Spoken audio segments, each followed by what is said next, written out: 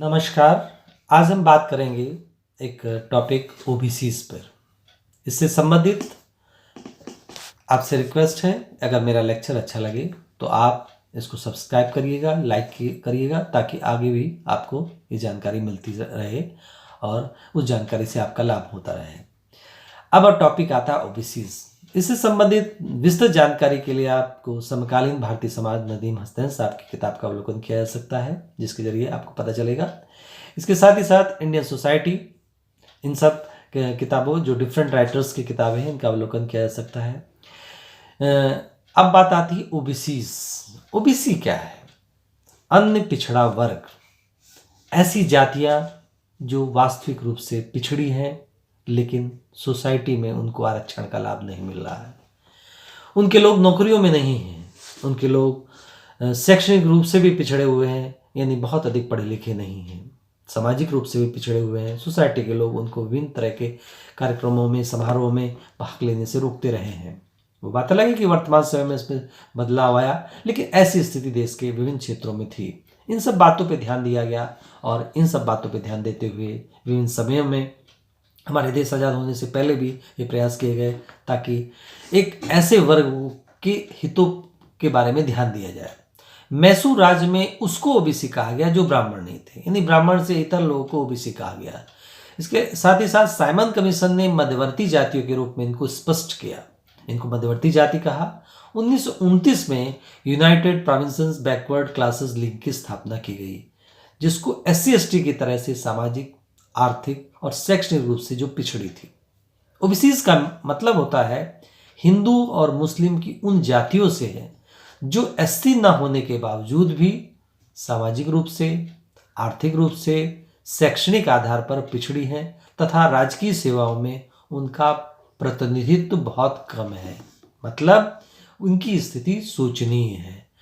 इसको ओबीसी कहते हैं। हालांकि 1873 में ज्योतिराव फूले ने सत्यशोधक समाज की स्थापना की थी। उसमें सभी जातियों को जो कि वास्तविक रूप से पिछड़ी हुई थी, उनके हितों को ध्यान देने के लिए अनेक प्रदर्शन, अनेक आंदोलन चलाए थे।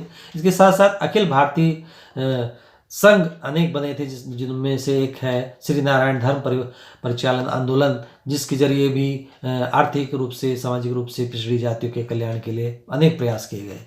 लेकिन एक औपचारिक रूप से जो प्रयास किया गया भारत सरकार द्वारा, उसमें सबसे पहले काका कालेलकर आयोग बनाया गया 1953 में। 29 जनवरी 1953 को बनाया गया और इस ये आयोग अनुच्छेद 340 एक के तहत राष्ट्रपति के आदेश से ये आयोग नियुक्त किया गया, जिसका उद्देश्य था कि वो कौन सी जातियां हैं जिनके बारे में ध्यान दिया जाए। उसके कुछ बिंदु मुख्य रूप से दिखाई पड़ते हैं।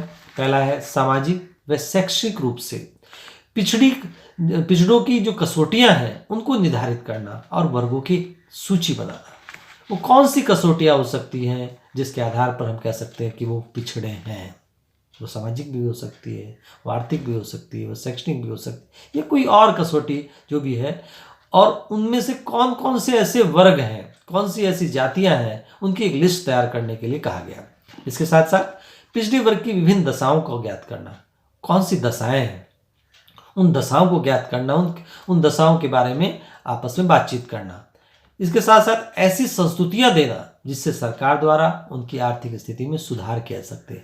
ऐसी संस्तुति देने के लिए कहा गया उस पूरी टीम से, ताकि जो आर्थिक रूप से पिछड़े हुए हैं, जिनका बिजनेस नहीं चलता है या बिजनेस नहीं कर सकते हैं, जो एक तरह से नौकरी जिनके पास नहीं है, उनकी स्थिति में सुधार के लिए ऐसे कैसे कैसे प्रयास किया जाए, उसके लिए एक संस्तुतियां देना। इसके साथ साथ ऐसे विषय प्रस्तावित करना जिनके लिए राष्ट्रपति द्वारा किसी दूसरे आयोग को निर्देश दिया सके, मतलब ऐसे विषय प्रस्ताव के रूप में लाना ताकि राष्ट्रपति जी के जरिए ही बता सके कि दूसरा आयोग, यानी दूसरी कमेटी किस तरह से उनका डेवलपमेंट कर सके, कैसे दिशा निर्देश दे सके, इसके लिए एक तरह से यहाँ पर प्रस्तावित करना। इसके साथ साथ पिछड़े वर्गों से संबंधित प्रतिवेदन प्रस्तुत करना, जो पिछड़े वर्गों से संबंधित प्रतिवेदन है उसको प्रस्तुत करने का प्रयास किया गया। इस आयोग ने अपनी रिपोर्ट प्रस्तुत की या नहीं की, लेकिन इस आयोग की रिपोर्ट से बहुत अधिक चीज़ें क्लियर नहीं हो पाई। ये नहीं पता लग पाया कि वास्तव में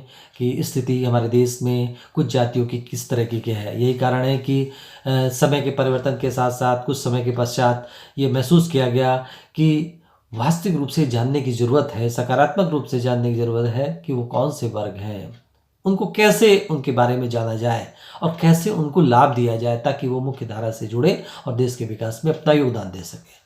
और यही बातें सोच के 1978 में 1978 में वीपी मंडल साहब की अध्यक्षता में एक आयोग की शुरुआत की गई जिसको मंडल आयोग कहा गया। वास्तव में इस मंडल आयोग द्वारा ये जो प्रयास किया गया जिसके जरिए काफ़ी हद तक स्थिति में काफ़ी हद तक सुधार होने का प्रयास हुआ। इस आयोग ने अपनी रिपोर्ट के आधार पर जो बिंदु रखे, पहला है सामाजिक व शैक्षणिक तौर पर पिछड़े वर्गों को परिभाषित करने के उद्देश्य से आधार सुनिश्चित करना। यानी जो सामाजिक रूप से और शैक्षणिक तौर पर पिछड़े थे वर्ग, उनके उद्देश्यों के आधार सुनिश्चित करना। एक तरह से पहले तो ये परिभाषित करना कि वास्तव में पिछड़ा कौन है, सामाजिक रूप से पिछड़ा कौन है और शैक्षणिक रूप से पिछड़ा कौन है। कितने लोग हाई स्कूल पास है, कितने लोग इंटर पास है, कितने लोग ग्रेजुएशन पास हैं और कितने लोग पोस्ट ग्रेजुएशन पास है एक पर्टिकुलर वर्ग के। सामाजिक रूप से उनको विभिन्न तरह की जातियों के साथ उठना बैठना या विभिन्न समितियों में उनको स्थान देना, ये चीज़ है या नहीं है, इसको परिभाषित करते हुए उसको उद्देश्य आधार सुनिश्चित करना, किस आधार पर परिभाषित किया जाए। दूसरा, इस प्रकार के से चिन्हित करना जो सामाजिक और शैक्षणिक रूप से पिछड़े हैं वर्ग, उनके उन्नयन के लिए क्या हो सकता है, उनके डेवलपमेंट के लिए क्या हो सकता है। जो जातियाँ वास्तविक रूप से पिछड़ी हैं उनका डेवलपमेंट कैसे हो सकता है, उसके लिए अपने बिंदु पॉइंट आउट करना, ये प्रयास किया गया। इसके साथ ही साथ नागरिकों के ऐसे पिछड़े वर्गों के लिए नौकरियों में आरक्षण के प्रावधान पर गौर करना जिनका सार्वजनिक सेवाओं में प्रतिनिधित्व संतोषजनक नहीं है। ऐसे वर्गों को तय करना जो वास्तव में उस पर्टिकुलर जाति के लोगों का पर्याप्त प्रतिनिधित्व हमारी भारत सरकार की और प्रदेश सरकारों की नौकरियों में नहीं है। इसके लिए एक रूपरेखा तैयार करना, एक लिस्ट तैयार करना कि किस किस जाति का प्रतिनिधित्व नौकरियों में है या नहीं है। एक तरह से ये नागरिकों के इन बिंदु को ध्यान देने का प्रयास किया गया, क्योंकि बहुत सारी ऐसी जॉब्स हैं जिन जॉब्स के लोग मतलब बहुत सारे लोग ऐसे विभिन्न नौकरियों में नहीं, जैसे IAS PCS की नौकरी है या फिर ऑफिसर्स की नौकरी है या यूनिवर्सिटीज़ की नौकरी है, क्या उनका प्रतिनिधित्व है, इस चीज़ का बारे में जानकारी प्राप्त करने का प्रयास करना। इसके साथ ही साथ राष्ट्रपति को अपने द्वारा खोजों से अवगत कराना, यानी समय समय पर जो सर्वे किया गया, खोज की गई, उससे राष्ट्रपति जी को अवगत कराना और अपनी नज़र से उपयुक्त संस्तुतियाँ प्रस्तुत करना। यानी सर्वे के जरिए पता करने का प्रयास करना कि वास्तव में कुछ जातियाँ जो पिछड़ी हुई हैं, जो SC नहीं हैं, वो कौन कौन सी जातियाँ हैं, उन खोजों से अवगत कराने का प्रयास करना और जो उपयुक्त नज़र है यानी उपयुक्त दृष्टिकोण है वो जानने का प्रयास करना। इसने अपनी रिपोर्ट यानी मंडल आयोग ने अपनी रिपोर्ट 10 मार्च 1993 में को रिपोर्ट पेश की गई और 8 सितंबर 1993 को भर्तियों में आरक्षण लागू कर दिया गया। यानी एक तरह से देखा जाए कि VP मंडल द्वारा इस तरह की रिपोर्ट प्रस्तुत की गई जिसके जरिए पिछड़ी जातियों को आरक्षण का लाभ मिलने लगा 1993 सितंबर से। 16 नवंबर 1992 को 27% आरक्षण मान लिया गया, यानी 27% आरक्षण 16 नवंबर 1992 को माना गया। अर्थात विभिन्न प्रदेशों के आधार पर जो लिस्ट बनी, उस लिस्ट के आधार पर ये देखा गया जो पिछड़े हैं उनको 27% का आरक्षण दिया जाए। 13 अगस्त 1990 को भारत सरकार द्वारा मंडल कमीशन की सिफारिश से मान ली गई थी। मतलब एक तरह से देखा जाए इस आयोग द्वारा जो सिफारिशें दी गई थी उनको 1990 में ही मान लिया गया था, हालांकि वो बाद में प्रस्तुत हुई। यानी एक तरह से देखा जाए इस आयोग द्वारा जो सिफारिशें मानी गई वो बाद में लागू की गई। इसमें एक चीज़ ये भी आई कि जो कि SC/STs में नहीं था कि अनेक जातियों को आरक्षण का लाभ दिया गया, लेकिन साथ में ये भी देखा गया कि उसकी समय समय पर एक रिपोर्ट ऐसी भी तैयार की जाए ताकि ये देखा जाए कि उनका डेवलपमेंट हो गया है, तो उसी स्थिति में उनको क्रीमी लेयर में रखा जाए। उनकी अगर आर्थिक स्थिति में सुधार होता है तो उनको क्रीमी लेयर में रखा जाए, अर्थात उनको आरक्षण का लाभ फिर आगे चलकर ना दिया जाए।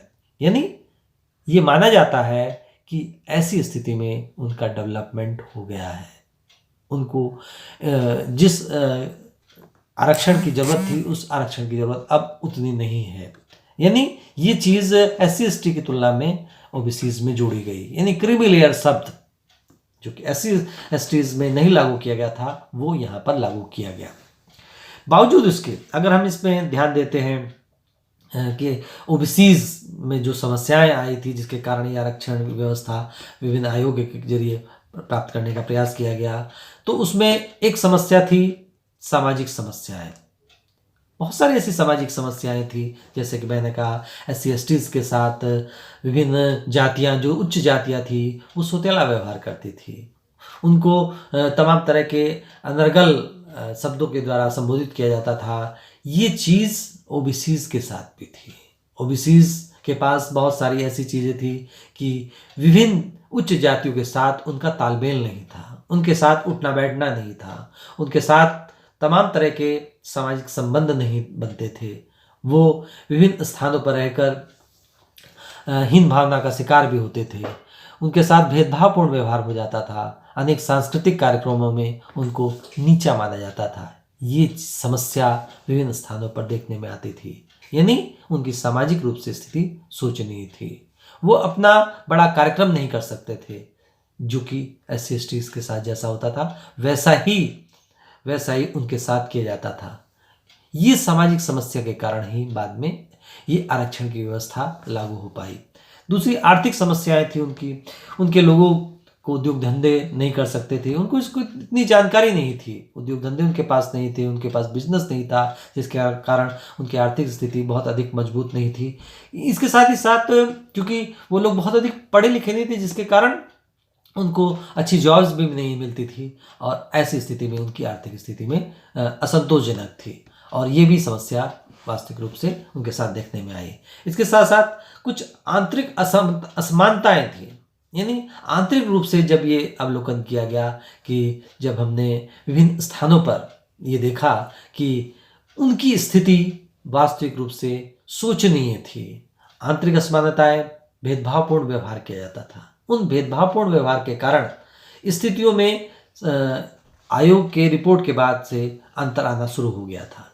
पिछड़ेपन की राजनीतिक विवरण अगर हम देखें तो राजनीति में वो भाग लेने में मतलब बहुत सारी समस्या ये थी कि राजनीति में वो भाग ले नहीं सकते थे, वो इलेक्शन नहीं लड़ सकते थे। लेकिन आरक्षण व्यवस्था आयोग का व्यवस्था लागू होने के बाद, आयोग की रिपोर्ट आने के बाद वो राजनीति में भाग ले सकते थे। यही कारण है कि उसके पश्चात अनेक ऐसे राजनीतिक दल बने जिसमें पिछड़े वर्गों के हितों को ध्यान दिया, क्योंकि इससे पहले उनके अंदर एक राजनीतिक जागरूकता नहीं थी, वो राजनीतिक रूप से जागरूक नहीं थे, क्योंकि उनके पास शक्ति नहीं थी। और वो शक्ति VP मंडल आयोग की रिपोर्ट आने के बाद और लागू होने के बाद, सरकार द्वारा उसको मान लिए जाने के बाद इस चीज़ों में काफ़ी हद तक संशोधन हुआ। पिछड़े वर्गों की जो क्षेत्रीय असमानताएं थी वो भी देखने में आती हैं। किन्हीं स्थानों पर हो सकता है वो शक्तिशाली हो, उनकी क्षमता अच्छी हो, लेकिन दूसरे स्थानों पर उनकी क्षमता उतनी अच्छी नहीं थी। तो क्षेत्रीय आधार पर समानताएं थी। कुछ पिछड़ी जातियों को कुछ स्थानों पर तो स्ट्रांगनेस थी, लेकिन दूसरे स्थानों पर वो चीज़ नहीं थी। इसी तरह से अगर हम देखते हैं उत्तर प्रदेश में पिछड़े वर्गों की स्थिति बहुत अच्छी नहीं थी। यही चीज़ बिहार में भी देखने में आती है, बिहार में भी स्थिति अच्छी नहीं थी। हो सकता है कुछ राज्यों में ठीक ठाक हो, लेकिन इस आधार पर क्षेत्रीय असमानताएं दिखाई दी, जिसके कारण इस आयोग को बनाना पड़ा और इस रिपोर्ट को प्रस्तुत करना पड़ा। इसमें इसके साथ साथ चयन में विलम्ब यानी चयन पहली बात तो किया नहीं जाता था, अगर चयन किया भी जाता तो उसमें विलम्ब कर दिया जाता था, क्योंकि एक समय ऐसा था कि बहुत सारी जॉब्स केवल इंटरव्यू पे बेस्ड होती थी, जिसके कारण उसमें भाई भतीजावाद, भेदभावपूर्ण व्यवहार किए जाते थे और अगर ये देखा जाता था कि उच्च जाति का व्यक्ति नहीं है तो ऐसी स्थिति में उस सिस्टम को, उस पूरी भर्ती को विलंब कर दिया जाता था, अर्थात उसमें एक तरह से उसको रोक दिया जाता था, कह दिया जाता था कि बाद में किया जाएगा। इस विलंब के कारण अनेक तरह की समस्याएं देखने में आई। इसके साथ ही साथ अगर हम ये देखें, ये सारी समस्याएं पिछड़े वर्ग की थी। हालांकि इन सारी समस्याओं में बहुत अधिक सुधार आज भी नहीं हुआ। ये समस्याएं, चाहे वो सामाजिक रूप की बात करते हैं वो ठीक है, राजनीतिक दल बन गए हैं, वो प्रयास कर रहे हैं, लेकिन आर्थिक स्थिति मजबूत भी हो गई है। लेकिन आज भी बहुत सारी पिछड़ी जातियां, जैसे कि मैंने अभी शुरुआत में ही कहा था, गुर्जर जाति जो कि राजस्थान की जाति है, जो वास्तव में अपने आप को अभी भी आर्थिक रूप से कमजोर मानती है। उसका मानना है कि हमारे साथ भेदभावपूर्ण व्यवहार हुआ। ये आर्थिक समस्याएं आयोग की रिपोर्ट आने के बाद या आरक्षण लागू होने के बाद भी दिखाई पड़ता है, क्योंकि 27% आरक्षण में बहुत सारी जातियां हैं। ये जातियां 3000 से अधिक कुछ लोग का कहना है। हालांकि ये पिछड़े वर्गों की स्थिति अभी भी शोचनीय है। इसके साथ ही साथ हमने बात की थी असमानताओं की, जो बात थी वो, उस असमानताओं में अंतर बहुत अधिक नहीं आया है। वो अंतर आज भी किसी न किसी रूप में देखा जाता है। अगर उस पर्टिकुलर वर्ग में, पिछड़ी जातियों में कुछ लोगों को जॉब मिल गई है, लेकिन कुछ लोग को जो नहीं मिलेगी उनके साथ आज भी भेदभावपूर्ण व्यवहार होता है। इस आधार पर क्षेत्रीय समानताएं आज भी दिखाई देती है। पिछड़े तौर पर समाज आज भी उनके साथ भेदभावपूर्ण व्यवहार करता है। इसके साथ ही साथ कुछ सरकारी प्रयत्न भी समय समय पर किए जाते हैं, जिनके जरिए उनकी स्थितियों में सुधार करने का प्रयास किया जाता है। जैसे सरकारी प्रयत्न, आरक्षण की बात, जो कि जैसे कि हमने कहा 27% आरक्षण दिया गया। कुछ अलग अलग राज्यों में इसका परसेंटेज थोड़ा सा वेरी करता है। इसके साथ साथ राष्ट्रीय पिछड़ा वर्ग वित्त तथा विकास निगम बनाया गया, जिसके तहत पिछड़ी जाति के लोगों को एक तरह से आर्थिक रूप से मदद देने का प्रयास किया जा रहा है और इसके जरिए काफ़ी पिछड़े वर्ग के लोग की आर्थिक स्थिति में सुधार हुआ है। इसके साथ ही साथ जैसे कि SC/ST के लिए कोचिंग की व्यवस्था की थी, परीक्षा के पूर्व कोचिंग की व्यवस्था, जिसमें BSc के लिए तो व्यवस्था थी, लेकिन साथ में जो विभिन्न कंपटीशंस की कोचिंग्स हैं, जैसे सिविल सर्विस के लिए कोचिंग्स है, या ऑफिसर्स के लिए है, या बैंकिंग के लिए है, उसके लिए कोचिंग की व्यवस्था की गई है। विभिन्न राज्य सरकारों ने, विभिन्न भारत सरकार ने ये प्रयास किए कि जो आर्थिक रूप से कमजोर OBCs के लोग हैं उनके लिए कोचिंग्स की व्यवस्था फ्री की जाए। और यही कारण है कि इस कोचिंग में पढ़ के बहुत सारे ऐसे लोग हैं जो अपनी स्थिति में सुधार कर रहे हैं। इसके साथ साथ लड़के या लड़कियों के लिए छात्रावास की व्यवस्था, ये चीज़ जो SC/ST के लिए थी, वो OBCs के लिए भी गर्ल्स हॉस्टल, बॉयज़ हॉस्टल बनाए गए, ताकि वो उस हॉस्टल्स में रहकर अपनी पढ़ाई कर सकें। क्योंकि आज भी हम देखते हैं स्कूल कॉलेजों में, तो वहाँ पर आर्थिक स्थिति बहुत अधिक अच्छी नहीं है। वो अपना मकान लेकर नहीं रह सकते, हॉस्टल लेकर नहीं रह सकते, क्योंकि हॉस्टल्स की फ़ीस बहुत महंगी है। ऐसी स्थिति में उनके लिए जब तक फ्री हॉस्टल नहीं होगा तब तक वो अपनी पढ़ाई को कंटिन्यू नहीं रख सकते। इसी तरह से मैट्रिक पूर्व छात्रवृत्ति, यानी मैट्रिक पूर्व छात्रवृत्ति की व्यवस्था भी की गई, यानी ताकि उस जो स्कॉलरशिप है उससे वो अपनी पढ़ाई आगे चालू रख सके, क्योंकि पैसे के अभाव में उनकी पढ़ाई बीच में रुक जाती थी। इसके साथ साथ मैट्रिक के ऊपर को बच्चों की छात्रवृत्ति, मैट्रिक से ऊपर भी छात्रवृत्ति की व्यवस्था की गई, इंटर के लिए, BA के लिए, MA के लिए, ताकि उसमें भी वो अपनी स्थिति को सुधार सके और अपनी पढ़ाई कंटिन्यू रख सके। इसके साथ साथ कुछ स्वयंसेवी संगठनों ने भी सहायता की है और वो समय समय पर इस तरह की सहायता करने का प्रयास करते रहते हैं। एक तरह से देखा जाए, सामाजिक रूप से, आर्थिक रूप से, सांस्कृतिक रूप से, शैक्षणिक रूप से पिछड़े वर्गों के हितों को ध्यान में देते हुए OBCs को भारत सरकार द्वारा, प्रदेश सरकार द्वारा समय समय पर अनेक प्रयत्न किए जाते हैं। लेकिन ये बहुत अच्छी बात है कि 1993 से जो 27% आरक्षण प्रदेशों में लागू हुआ, कुछ राज्यों में थोड़ा सा डिफरेंट परसेंटेज हो सकता है, उसके जरिए आज काफ़ी OBCs की आर्थिक स्थिति में सुधार हुआ है। इसके फलस्वरूप आज वो बड़ी बड़ी नौकरियों में आ गए हैं, आज वो बड़े बड़े पदों राजनीतिक पदों तक भी पहुंच गए हैं, वो मुख्यमंत्री तक पहुंच गए हैं, वो बड़े बड़े पदों में पहुंचकर उन्होंने अपने लोगों के लिए कल्याण भी किया है। जैसे कि अब से कुछ साल पहले तक ये देखने में आता, जब तक पिछड़े वर्ग के लोग नौकरियों में नहीं थे, यानी आयोग नहीं बना था, उस समय वो उसी स्थिति में थे जैसे कि SC STs रहा करते थे। लेकिन आरक्षण के लागू होने के बाद OBCs की दशा में सुधार हुआ। इस बात को OBCs के काफ़ी लोग मानते हैं कि इस आयोग ने उनको नौकरी दी, इस आयोग ने उनको इलेक्शन लड़ने का अधिकार दिया, क्योंकि इलेक्शन लड़ना वास्तव में उतना आसान नहीं था। क्योंकि कई बार ऐसा देखा गया कि किसी के पास अगर थोड़े बहुत पैसे हैं भी, लेकिन वो सोसाइटी में उसका उतना नाम नहीं है, तो ऐसी स्थिति में वो इलेक्शन नहीं लड़ पाता था। भेदभावपूर्ण व्यवहार होते थे, वो जीत नहीं पाता था। लेकिन जब ये आरक्षण लागू हुआ, वो रिपोर्ट आई, उसके बाद उनकी स्थिति में सुधार हुआ, सकारात्मक सुधार हुआ। और यही कारण है कि आज हम ये कह सकते हैं कि उनकी स्थिति काफ़ी अच्छी है। इस संबंध में जो वर्गों के संबंध में हमारे आगे भी बातचीत होती रहेगी।